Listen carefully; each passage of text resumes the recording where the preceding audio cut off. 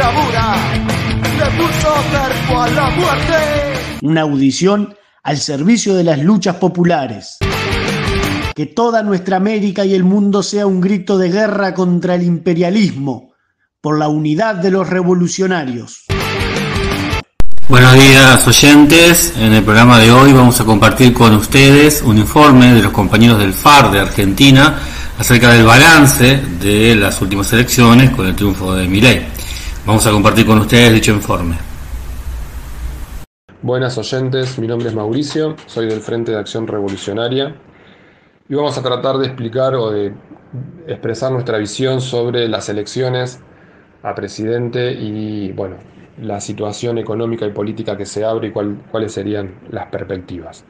El 19 de noviembre se realizó el balotaje, ¿sí?, entre las dos fuerzas que llegaron, Unión por la Patria, que es el peronismo encabezado por Sergio Massa, y La Libertad Avanza, encabezada por Javier Milei. Este último fue el que ganó, sacó 14,5 millones de votos contra 11,5 millones de votos de Sergio Massa, es decir, fue un triunfo contundente que inclusive fue mucho más amplio de lo que establecían las encuestas. ¿Por qué ese triunfo tan contundente? Desde nuestro punto de vista, claramente es porque el pueblo trabajador, los sectores populares votaron un cambio, hartos, repodridos de la situación de ajuste permanente que venimos sufriendo los trabajadores y el pueblo con este gobierno peronista y con el gobierno anterior. El gobierno anterior, la alianza de Juntos por el Cambio, si comparamos las elecciones generales del 2019 con el 2023, perdió 4,5 millones de votos. Es decir, el descontento no lo catalizó la oposición a este gobierno, ¿sí?, la oposición mayoritaria, que era Juntos por el Cambio, sino que lo catalizó un hombre que viene de afuera de la política, como es Javier Milei. Javier Milei es un economista, un panelista de televisión que hasta hace 2 años atrás no participaba en política y que, bueno, logró catalizar todo ese descontento con la denuncia a la casta, con la denuncia a los gastos de la política, bueno, representaba un poco el sentir popular, ¿no? Harto, digamos, de toda esa clase política que no solamente tiene el desprestigio por ejecutar un brutal ajuste, por empeorar las condiciones de vida, sino también por todas las maniobras especulativas permanentes de los distintos sectores y los distintos candidatos que se viven peleando para ver quién agarra el mejor cargo, para ver quién llega, digamos, a algún cargo tanto del Ejecutivo como del Legislativo, y que muchas veces utilizan también los servicios de inteligencia para revolearse carpetazos, para perjudicar a uno o a otro, y que eso genera toda una descomposición que aporta, digamos, a una crisis de representatividad, ¿no? No de gobernabilidad, pero sí, digamos, hay todo un descontento que fue catalizado por Javier Milei. Pero Javier Milei también ganó porque Sergio Massa, como reconocieron varios militantes, funcionarios y referentes del peronismo, Sergio Massa promovió a Javier Milei, inclusive financió, según Maslatón, lo financió desde el 2019, 2020, 2021 y 2022, inclusive le prestó o lo ayudó con partidos provinciales dándole legalidad para que Javier Milei se pueda presentar y pueda arrastrar votos también a su candidatura a presidente.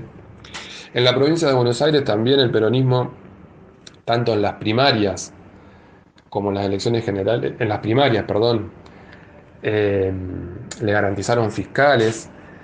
Sergio Massa también le prestó candidatos a Javier Milei. Por ejemplo, Maslatón también dice que el 50% de los legisladores electos por Javier Milei son del Frente Renovador, el partido de Sergio Massa. Es decir, el peronismo todo, Sergio Massa incluido, promovieron la candidatura de Milei con el objetivo de quitarle votos a Juntos para el Cambio, con el objetivo de dividir a la oposición y que el peronismo, siendo gobierno y siendo el responsable de un brutal ajuste, tenga, digamos, la posibilidad de continuar en carrera para poder aspirar a llegar a la presidencia.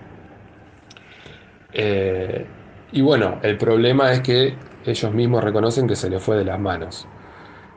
Por eso, digamos, la bronca popular era mucho más grande de la que pudo percibir el peronismo y por eso, como parte, digamos, de esta ayuda del peronismo, Javier Milei hoy es el candidato electo, o es el presidente electo. Luego de las generales que se realizaron en octubre, donde quedó afuera Juntos por el Cambio y pasaron estas dos fuerzas a definir en el balotaje, también Javier Milei recibió el apoyo abierto de Mauricio Macri y de Patricia Bullrich. Patricia Bullrich era la candidata a presidente de Juntos por el Cambio. Esto generó también una crisis interna en ese frente, en esa alianza, donde tanto radicales como sectores del PRO y como la coalición cívica cuestionaron ese apoyo, que fue un apoyo individual, un apoyo, digamos, violando todas las instancias orgánicas de la coalición, y que, bueno, hoy está en crisis esa coalición. Inclusive la coalición cívica ya anunció que se retira de Juntos por el Cambio. Entonces esto también aportó al triunfo de Milei. Es así que, bueno, Milei, además de los 3 millones de votos de diferencia, ganó en 20 de las 24 provincias y en la provincia de Buenos Aires, que es un bastión peronista, ganó el peronismo, pero solamente por un punto, digamos, por 150.000 votos, es decir, una diferencia muy, muy chica. En otras provincias como Córdoba, como Santa Fe y como Mendoza, le ganó por mucha más diferencia. En algunas sacó el 70-30, 65-35. Es decir, le ganó en todos lados. En la enorme mayoría del país ganó Milei contra el peronismo. También en la mayoría de los sectores de trabajadores hubo un voto mayoritario, y en los sectores populares que son afines al peronismo, también todo este resultado demuestra que votaron por el candidato de La Libertad Avanza. En ese proceso de la campaña electoral previa al balotaje, el peronismo, Massa, hicieron toda una campaña del miedo, ¿no? Tomando, digamos, muchos de los planteos de Milei. El peronismo promovió, digamos, que si ganaba Milei se venía, digamos, corría peligro la democracia. El planteo este era democracia o fascismo, democracia o dictadura.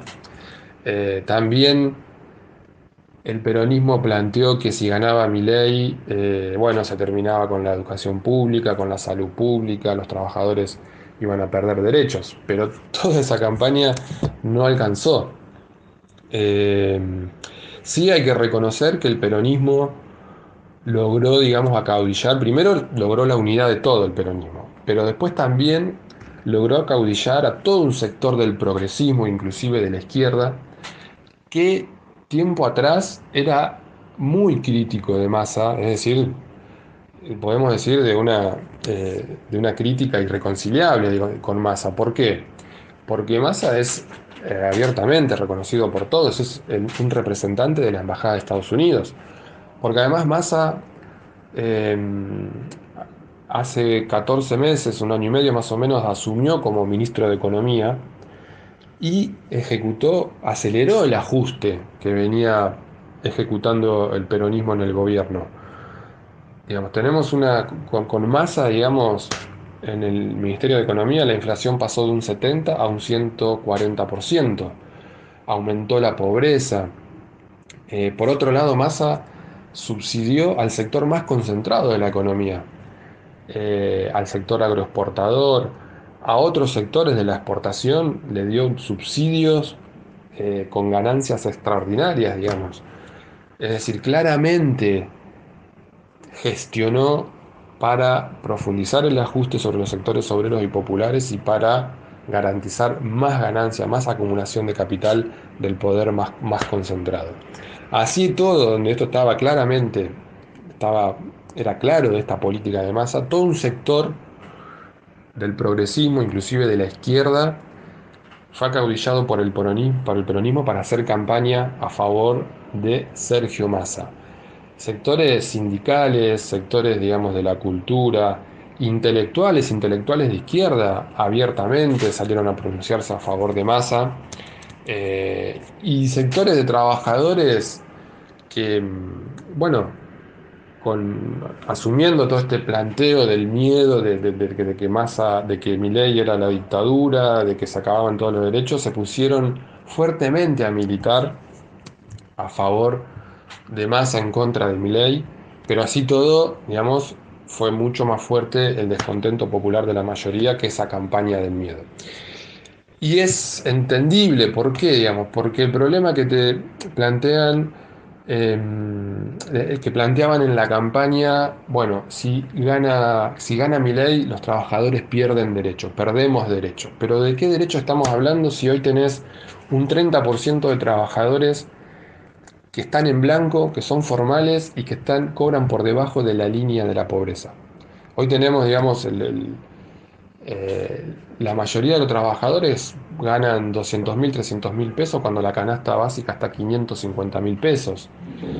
¿De qué derecho hablamos si tenemos un porcentaje del 30-40% que trabaja en la informalidad, que no tiene vacaciones pagas, que no tiene derecho a enfermarse, que no tiene derecho a una obra social? ¿De qué derecho hablamos si un joven que recién se quiere incorporar al mercado laboral no consigue trabajo? Y si lo consigue también en condiciones muy precarias, con salarios miserables. Nos hablan de que si ganaba Milei perdemos derecho a la salud, pero también hoy cualquier trabajador, cualquier, digamos, miembro de nuestro pueblo, si quiere ir a un hospital público y tiene que sacar un turno con un especialista, tarda meses en conseguir un turno. Si tiene que hacerse un estudio de diagnóstico como una colonoscopía, como una resonancia magnética, también. Es decir, la educación lo mismo, digamos, hay una grave crisis educativa. Entonces, cuando planteaban, bueno, si gana Milei perdemos derechos, los trabajadores claramente planteaban de qué derecho hablamos si ya no lo tenemos, si ya hace 10 años que venimos sufriendo un ajuste brutal, empeorando nuestras condiciones de vida. Tenemos hoy una inflación, como decía, del 142% y que va a llegar al 180%, digamos, una crisis social brutal, digamos, en crisis habitacional, alquileres que están por las nubes. Entonces, bueno, toda esa campaña del miedo no alcanzó.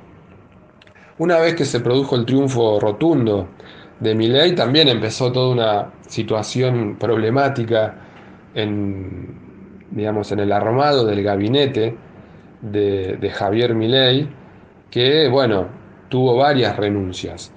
Lo primero que tenemos que decir es que Macri y el poder económico le impusieron una agenda. El planteo de Milei de que iba a cerrar el Banco Central y iba a dolarizar, por ahora quedó en la nada. El referente digamos, de Milei, ya lo había nombrado como presidente del Banco Central, era Ocampo, que fue funcionario menemista, y que, bueno, en toda esta transición terminó renunciando, que no iba a ocupar la presidencia del Banco Central. Píparo también, digamos, Píparo que había sido inclusive nombrada como responsable del ANSES, anunció inclusive una reunión con la actual titular del ANSES, y después terminó también renunciando. Y todo esto tiene que ver, digamos, en parte, digamos, por la debilidad de Milei, ¿sí? La debilidad de estructura política de Milei. Como decíamos, Milei hace 2 años no participaba en política, y bueno, toda esta fuerza nueva carece de estructura y por lo tanto tiene que negociar, digamos. El primer acuerdo, dijimos, fue con Macri, que Macri le dio el apoyo para el balotaje, le garantizó la fiscalización, pero bueno, acá tenemos los resultados de un cogobierno, digamos, por eso están negociando ahí los ministerios. Eh, Javier Milei también empezó, digamos, esto que planteaba contra la casta una vez que fue, digamos, después de las primarias y que empezó también a necesitar apoyo de estructuras, ya fue, digamos, generando contradicción porque primero puso a Barrio Nuevo, un dirigente sindical de los gastronómicos que hace décadas que está al frente, que es la mayor casta que puede haber, ¿no? Siempre, digamos, hace 30 años que está al frente de un ministerio y, perdón, de un sindicato y es parte de la burocracia sindical recalcitrante que, bueno, siempre garantiza el ajuste en contra de los trabajadores. Pero también ahora nombró o le propone a Patricia Bullrich, que dicen que todavía no aceptó, le propone el Ministerio de Seguridad. Patricia, es muy sorprendente y muy sintomático esto, ¿por qué? Porque Javier Milei en la campaña electoral, en la disputa con Juntos por el Cambio, con la candidata a presidente de Juntos por el Cambio, que era Patricia Bullrich, la acusó abiertamente, públicamente, de que Patricia Bullrich había sido montonera y asesinaba niños poniendo bombas en los jardines de infantes. Después, bueno, cuando después de las elecciones generales, que Patricia Bullrich pasa a apoyar a Milei, se piden disculpas y ahora la nombra como ministra de Seguridad, o la propone como ministra de Seguridad. Es decir, propone a una ministra de Seguridad que hace 2 meses atrás la acusaba de poner bombas en los jardines de infantes. Bueno, por eso, digamos, es más de lo mismo Javier Milei, ¿no? Y por otro lado, bueno, en estos recambios de política que planteaba esto de dolarizar y cerrar el Banco Central, se fueron los referentes económicos que tenían ese planteo, como Campo, como Rodríguez, y apareció Luis Caputo, Toto Caputo, que hoy, al momento que estamos haciendo este informe, fue ya confirmado como el próximo ministro de Economía. Y Toto Caputo fue, digamos, secretario de Finanzas de Mauricio Macri en su gestión de gobierno, que endeudó exponencialmente al país, triplicó la deuda. Después pasó a ser presidente del Banco Central durante también la gestión de Mauricio Macri, y el mismo Javier Milei lo denunciaba en aquella época como el responsable de la fuga de 15.000 millones de dólares. Y hoy el mismo Javier Milei dice que es el mejor financista de la Argentina. Bueno, todo esto tiene que ver con, bueno,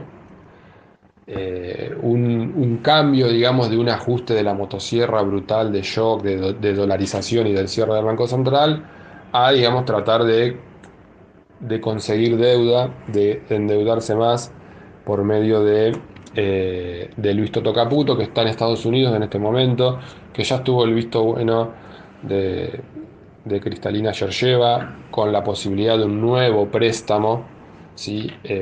Y que implicaría obviamente mayores concesiones al imperialismo, más ajustes sobre la clase trabajadora y los sectores populares. En este proceso también es sintomático que el peronismo, que planteaba que Milei era la dictadura, que era el fascismo, bueno, ya se está produciendo toda la transición ordenada, ¿sí? Se acabó el planteo de que Milei era la dictadura, ya Alberto Fernández se reunió con Javier Milei, digamos, plantearon que había diferencia, pero que iban a hacer toda una transición ordenada. La vicepresidenta Cristina Fernández de Kirchner también se reunió con la vicepresidenta electa Victoria Villarroel. Los gobernadores peronistas, ¿sí?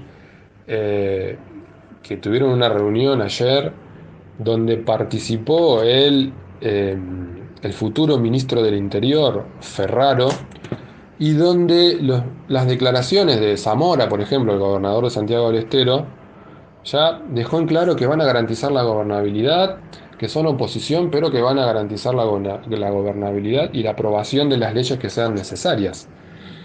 Inclusive citó que cuando fueron oposición durante el gobierno de Mauricio Macri, que también era la derecha, el neoliberalismo, le aprobaron todos los presupuestos que mandó Macri, le aprobaron las leyes que mandó Macri, le garantizaron la gestión, para que haga el ajuste que hizo Mauricio Macri y el endeudamiento brutal, la ida al FMI, que obviamente el acuerdo con el FMI no pasó por el Congreso, pero bueno, el peronismo le garantizó la gobernabilidad para que Macri llegue a terminar el mandato.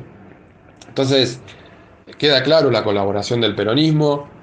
Los sectores de la CGT plantearon que no van a dejar que se pierda derecho, pero bueno, no pueden decir otra cosa y claramente van a actuar para contener las luchas en lugar de organizar a la clase y salir a luchar contra todo el ajuste brutal que plantea Milei. Porque ya está, digamos, planteado un ajuste del gasto a terminar con el déficit fiscal, que eso implica la quita de subsidios, el aumento de las tarifas, el aumento de la inflación. Está planteado también una devaluación, ¿sí? Hoy tenemos que el dólar oficial está más o menos 380 pesos y los dólares paralelos están entre 800 y 900 pesos, es decir, ahí ya va a haber, digamos, una devaluación que obviamente va también a aportar a mayor inflación. Está planteado en esta propuesta de achicar el gasto en una reforma jubilatoria, es decir, hoy un jubilado gana menos de 200.000 pesos, cuando dijimos que la canasta básica para no ser pobre tenés que ganar 500.000 pesos, es decir, más pauperización de los pobres jubilados. Está planteada una ley ómnibus de reforma del Estado, ¿sí? Que bueno, esto Milei está negociando ahora con distintos sectores para tener mayorías en las cámaras. Recordemos que Milei tiene, digamos, ultra minoría en el Senado, ¿sí? De 72 senadores, Milei tiene solamente 7, y de 250 y pico diputados, Milei solamente tiene 30 y pico. Es decir, no le queda otra que hacer un acuerdo, y para eso está loteando todo lo que son los ministerios, ¿no? Por eso, digamos, al frente del ANSES, que estaba Píparo, ahora sería Giordano, que es un hombre de Schiaretti, ¿sí? Del peronismo cordobés, para tratar de tener el apoyo en un sector del peronismo del interior.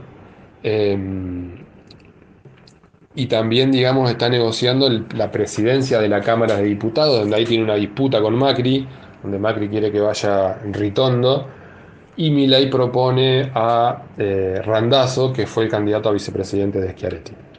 También lo que viene es una reforma laboral, ¿sí? Que ya se está ejecutando, de hecho, en sector por sector.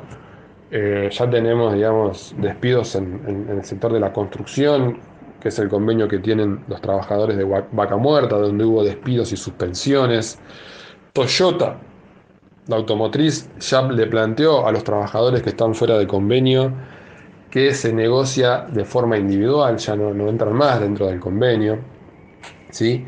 Y el otro aspecto, que lo que viene es probablemente que en este brutal ajuste que se va a ejecutar, sobre todo vía inflación, ¿no? Y despidos, bueno, también Milei anunció el tema de dentro de la ley todo, fuera de la ley nada, en el sentido de reprimir la protesta social. Mauricio Macri también planteó inclusive la represión paraestatal, diciendo que los jóvenes que votaron a Milei no van a dejar que el pueblo salga a luchar por sostener sus derechos o por no perder derechos. Nosotros desde el Frente de Acción Revolucionaria, en todo este proceso electoral, denunciamos la farsa electoral, llamamos a no votar, a votar en blanco, junto con otros destacamentos y otras organizaciones que también se sumaron después de las elecciones generales. Pero bueno, claramente se evidencia en el espacio revolucionario un poco lo que venimos diciendo, una fragmentación muy, muy grande, que ante esta situación no logramos, digamos, catalizar el descontento, no logramos aportar a desarrollar mínimamente una referencia que logre catalizar ese descontento y, bueno, volcarlo, digamos, en mayor organización clasista, independiente, de denuncia del Estado, y de promover un programa que le arranque los recursos que producimos los trabajadores, que están en manos de los capitalistas. Y por eso estamos planteando que es necesario, en esta nueva situación donde todo indica que van a aumentar los conflictos sindicales y sociales. Desde nuestro punto de vista consideramos que es fundamental promover la unidad, promover algún tipo de coordinación de frente clasista independiente, ¿sí?, que represente los intereses de clases y que sea independiente también del peronismo, porque en esta situación, como pasó con el macrismo, es probable que sectores de la izquierda, en pos de, digamos, de la masividad, plantee la unidad con el peronismo, pero ya sabemos que el peronismo termina acaudillando esos procesos y orientándolos a su estrategia electoral, donde, bueno, ya sabemos cómo termina eso, ¿no? Es lo mismo que nos planteaban en el gobierno de Macri.